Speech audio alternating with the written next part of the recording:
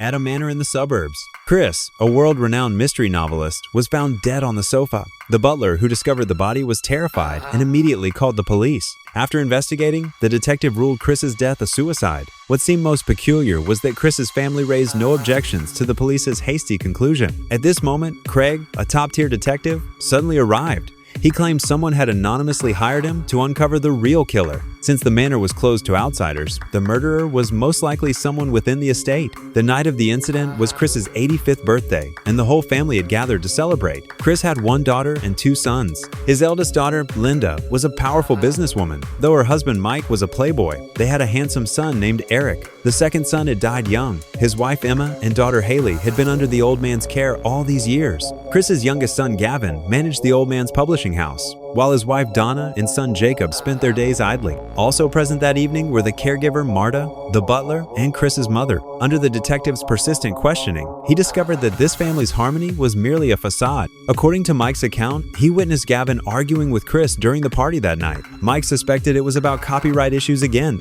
However, when Craig asked Gavin to confirm this, he denied it. The truth was that Gavin had been trying to secure adaptation rights for Chris's novels.